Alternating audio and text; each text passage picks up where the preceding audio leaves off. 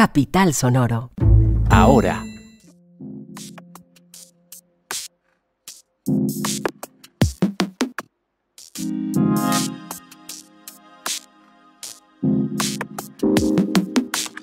El sistema Salud a mi barrio y Salud a mi vereda, el modelo de atención territorial que implementó el distrito a través de la Secretaría de Salud, llegó al 1.000.000 de pacientes atendidos. ¿Cuál es el balance general en este tipo de operación? El presidente Gustavo Petro afirmó hace poco que la Corte Penal Internacional podría investigar la veracidad de lo dicho por Salvatore Mancuso en sus audiencias ante la Jurisdicción Especial para la Paz. ¿Sí se puede eso? La Secretaría de Movilidad definió las restricciones de circulación a los ciclomotores en Bogotá. ¿Cuáles son? Ahora, un podcast.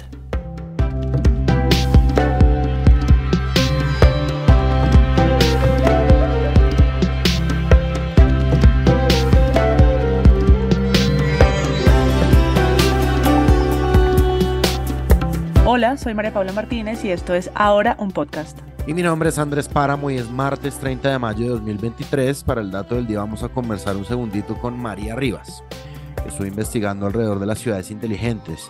María, muy buenas tardes. ¿Qué son las ciudades inteligentes? Empezando, ¿cómo se califica esto? ¿Cómo le va a Bogotá en este sentido?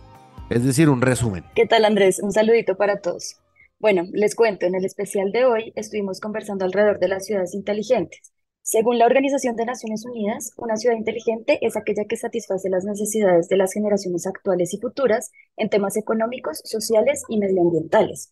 Y todo eso tiene bajo los pilares utilizar la tecnología. De ahí sacamos el dato del día. Bogotá todavía tiene diversos retos para ser una ciudad inteligente. Y de hecho, en el ranking de ciudades que consideramos inteligentes en el mundo, estamos en la posición 129 de 144 ciudades. Los retos más urgentes que Bogotá debe mejorar se traducen en seguridad, salud, corrupción, desempleo, transporte y contaminación. Todavía nos falta mucho.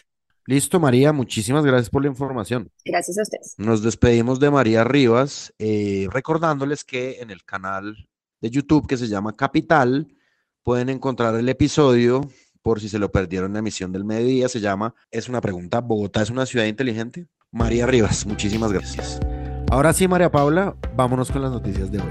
Salud a mi barrio y Salud a mi vereda, el modelo de atención territorial que el distrito implementó a través de su Secretaría de Salud, arrojó ya los primeros resultados. Y para hacer un balance de lo ocurrido hasta el momento, estamos con Daniela Spitia. Hola Daniela, cuéntenos de qué trata este programa y cuál era su objetivo. Hola María Paula, pues bueno, este sistema es un modelo de atención territorial que implementa el distrito, como tú bien nos lo estabas contando, y es que a través de la Secretaría de Salud buscan llevar la atención médica hasta su casa. Entonces, claro, pues lo que se busca es acercar los servicios de salud a los diferentes territorios de Bogotá para eliminar pues las barreras de atención que puedan existir en las diferentes localidades. También pensémonos las periferias y demás zonas de difícil acceso, y que pues se pueda llegar puerta a puerta a los hogares más vulnerables, pues con una oferta de servicios totalmente gratuitos que van desde vacunación contra diferentes enfermedades hasta valoración médica realizada por diferentes profesionales de la entidad. Ok, y Daniela, ¿cómo opera el programa para cumplir con ese objetivo de llegar hasta donde está la gente, a las veredas, hasta su casa? Hay que iniciar contando que este sistema lo que hace es retomar como experiencias de la salud pública durante los últimos 20 años aquí en la ciudad. Y sobre todo es que incorpora las experiencias que vivimos durante la pandemia por COVID-19, en donde la Secretaría implementó estrategias de búsqueda activa, atención médica domiciliaria, zonas de cuidado y vacunación especial. Entonces, bueno, ¿cómo trabajan? Tienen 4 líneas operativas pues para llevar la salud a la gente. Primero, con equipos de atención en casa, con profesionales en medicina, enfermería y psicología, que ahora en la pospandemia pues también es muy, muy importante. Segundo, con aseguramiento y prestación de servicios.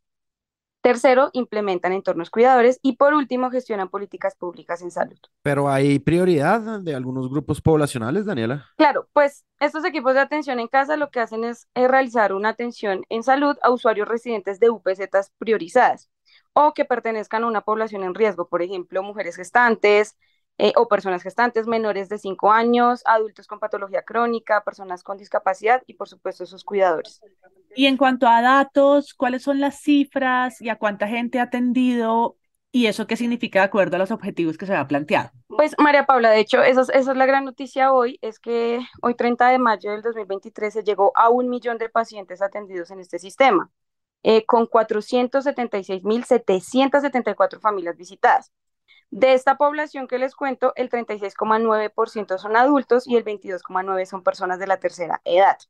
También hay que destacar que el 58% de este millón de personas atendidas han sido mujeres. Y hay otro dato también importante, es que parte de la atención en salud hasta su casa es que han entregado 400.000 medicamentos justamente en los hogares. Listo, Daniela. Y para cerrar, ¿qué espera en el futuro cercano, antes de que acabe esta administración? ¿Cuál es la meta? Bueno, pues les cuento que en octubre del año pasado, del 2022, esta estrategia cumplió un año desde su implementación y desde el 2021 hasta esta fecha ha tenido una inversión de más de 116.000 millones de pesos. Esto a través del Fondo Financiero Distrital de Salud. Entonces, pues parte de los objetivos es seguir incrementando esa inversión para poder ir sumando más servicios hasta los hogares de los bogotanos. Listo, Daniela, muchas gracias. Ya veremos qué pasa para así pueden atender al resto de la población y llegar hasta sus casas con la salud. Gracias, María Paula. Por supuesto, estaré muy atenta aquí sobre esas cifras.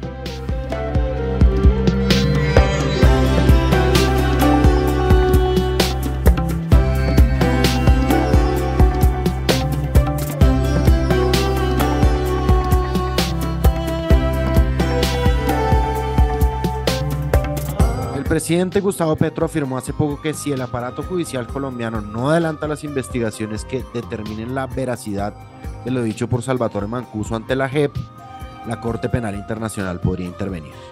Para entender bien las implicaciones de esta afirmación, estamos con Mauricio Pichot. Mauricio, ¿qué más? ¿Qué fue exactamente lo que dijo Petro?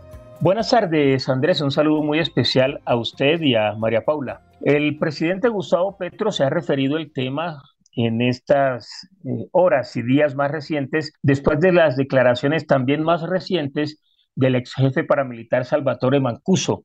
Cabe aclarar que Salvatore Mancuso ya había dicho estas denuncias, estos señalamientos ya los había hecho en Justicia y Paz, que fue la jurisdicción que se creó cuando se desmovilizaron los grupos paramilitares hace algunos años. Ha dicho ante la JEP, el ex jefe paramilitar, la gran cantidad de delitos de lesa humanidad que ellos cometieron en connivencia con organismos estatales, básicamente con el ejército. Pues bien, el presidente Gustavo Petro ha dicho de manera reiterada en estos últimos 10, 12 días que lo que ahí aparece son crímenes de lesa humanidad, es decir, crímenes que no tienen fecha de vencimiento. Y dijo el jefe de Estado que son crímenes que quizás en gravedad no han sido cometidos en ningún rincón de América en las últimas décadas y que es claro que tendríamos que ser procesados en consecuencia por la Corte Penal Internacional. A ver, devolvámonos un segundito, Mauricio, para saber qué fue exactamente, pues, exactamente no, pero cuáles son las principales cosas que dijo Mancuso y que han causado revuelo y por qué es tan importante que se sepa la verdad sobre ellas. Salvatore Mancuso habló de la responsabilidad que tienen los grupos paramilitares en las diversas masacres que ocurrieron especialmente a finales del siglo pasado y comienzos de este siglo en distintos sitios del territorio nacional. Habló de la creación de unos hornos crematorios en el departamento de Norte de Santander, en donde se incineraban cuerpos de personas que habían sido asesinadas por los grupos paramilitares y de la responsabilidad que tenían estas organizaciones al margen de la ley en todas estas acciones, en connivencia, reitero, con el ejército y con organizaciones armadas del Estado. Mauricio, ¿y qué ha dicho la JEP sobre las declaraciones de Mancuso hasta el momento y sobre todo qué ha dicho sobre lo que señaló el presidente Petro? María Paula, hay que recordar que en marzo de este año, hace apenas 2 meses, el presidente de la JEP, el magistrado Roberto Vidal, había tenido una reunión en La Haya, en Países Bajos, con el fiscal de la Corte, Karim Khan, y con el presidente de la instancia, Piotr Hofmanski. Allí, el magistrado Vidal llegó ante estos colegas de él con la propuesta concreta de lo que él llamó mecanismos de complementariedad positiva, lo que significa trabajo conjunto de apoyo técnico, jurídico y político que permita que el tribunal en Colombia funcione con el apoyo de la Corte Penal Internacional. Cuando él habla del tribunal, habla de la JEP, es decir, que la JEP funcione en Colombia con el respaldo y el apoyo de la Corte Penal Internacional. Algunos analistas consultados, como Luis Eduardo Celis, con quien hablamos, él es de la Fundación Paz y Reconciliación, advirtió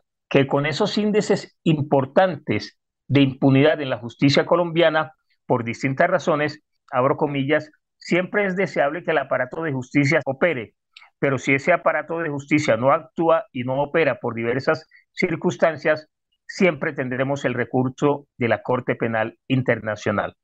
Es decir, se están dando las variables que se necesitan para que la Corte Penal entre a operar, a actuar a un país. Y es que los crímenes de lesa humanidad, sobre todo que se cometan en ese país, no sean resueltos, queden impunes, y entonces el gobierno de ese país o los organismos de justicia de ese país solicitan, por llamarlo de alguna manera, la operatividad de la Corte Penal Internacional. Mauricio, gracias por la información. Bueno, Andrés, a ustedes un abrazo grande. Muchas gracias.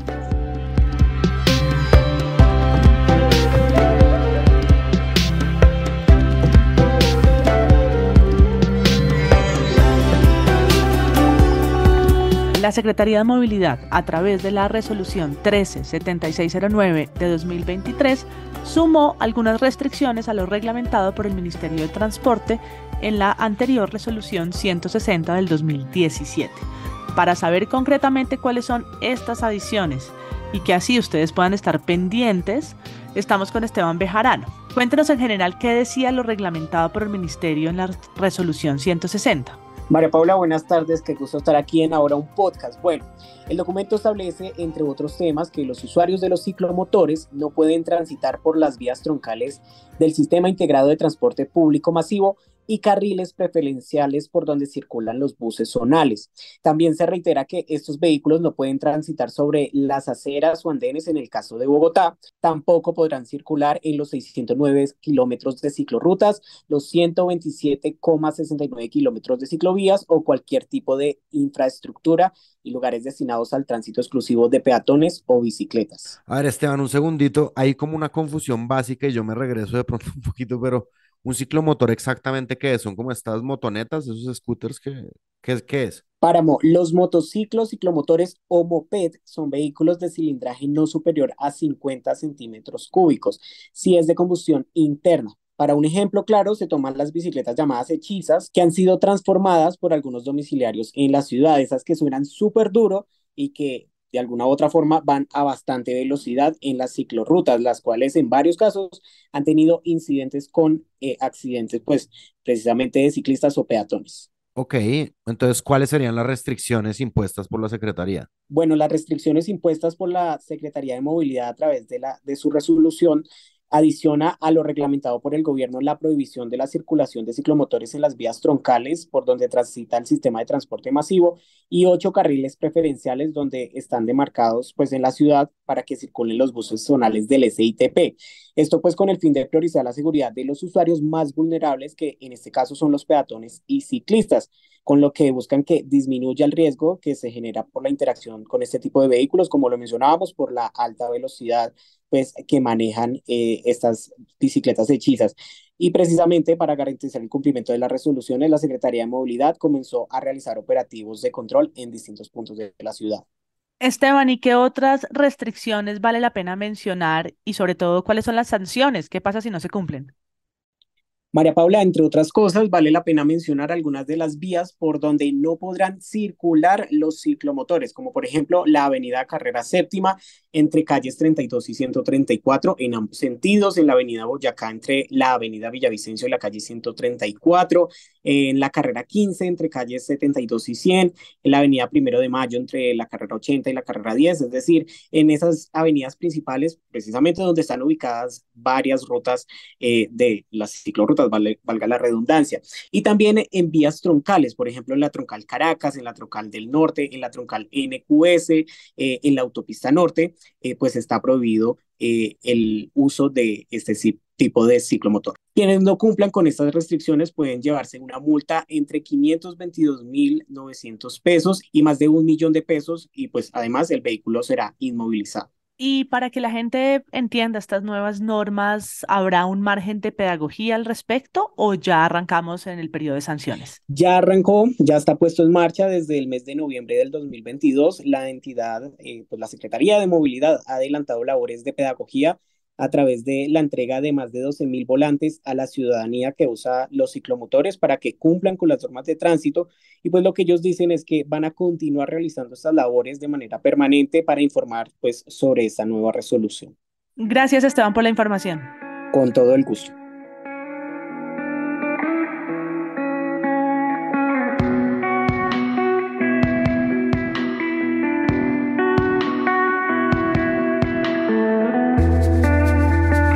No se vaya sin saber las siguientes noticias. Una de orden público. Encuentran un cadáver de una mujer dentro de una maleta abandonada. El hallazgo lo hizo la Policía Metropolitana de Bogotá en el barrio Vargas Vila de la localidad de Ciudad Bolívar, tras el llamado de un habitante de calle. Las autoridades están avanzando en la investigación, mientras que el Cuerpo Técnico de Investigación Criminal, el CTI, está en el proceso de identificar a la víctima. Una de género. La Veeduría Distrital hizo un informe sobre las violencias y oportunidades a las que se enfrentan las mujeres migrantes en Bogotá. Para noviembre del 2022, el total de la población migrante con estatuto temporal de protección en la capital era de 435.497 personas, de las cuales el 51% eran mujeres. En los reportes de violencias basadas en género contra esta población, se encontró que 8 de cada 10 casos son contra la mujer y que las mujeres entre los 18 y los 28 años son las más afectadas, representando el 31.8%. Además, 9 de cada 10 mujeres migrantes afectadas conviven con su agresor. Una de servicio. La empresa de acueducto y alcantarillado de Bogotá anunció que entre el miércoles 31 y el viernes 2 de junio suspenderá el servicio de agua en las localidades del suroccidente de la capital. Esto debido a las obras en la infraestructura de abastecimiento para mejorar la prestación del servicio y que además facilitarán la continuación de las obras del metro. En varios barrios de la localidad de Bosa y de Kennedy el servicio será suspendido por completo, mientras que en otros tantos, también de la localidad de Kennedy y de Puente Aranda, tendrán baja presión. Ingrese a la página de la alcaldía para saber si su barrio está en esa lista o no. Una de orden público. En la noche de ayer, lunes 29 de mayo, un ciudadano de la localidad de Rafael Uribe Uribe fue atacado por 3 delincuentes que le hurtaron su celular y huyeron. La víctima inmediatamente reportó su emergencia a través de la línea 123 y las autoridades competentes interceptaron y capturaron a los ladrones, así que denuncie. Ahora es más que tele. Recuerden que ya tienen dando otros componentes en YouTube, en las redes y aquí en podcast. Además, busca Capital Político ya de vital importancia para saber lo que pasa en la política y la cultura y despierte todas las mañanas con el boletín electrónico en su correo. Este podcast es producido por Andrés Villamil. La escritura está a cargo de Santiago de Narváez y Juan Pablo Conto y la edición a cargo de Cian Bernardo González. La dirección de los periodistas del Sistema Ahora está a cargo mío, Andrés Páramo. La de Capital Sonoro a cargo de Santiago Rivas y la del Sistema Informativo Ahora a cargo de María Paula Martínez. Nos reencontraremos mañana, querida audiencia, miércoles a las 6 p.m. para un nuevo episodio de este podcast. Nuestro oráculo de clima Google dice que mañana habrá una temperatura de 19 grados centígrados máxima y un 50% de probabilidades de lluvia. Con nosotros no termine el día sin información. Búsquenos en todas las plataformas de podcast y compártalo. Chao, adiós. Capital Sonoro.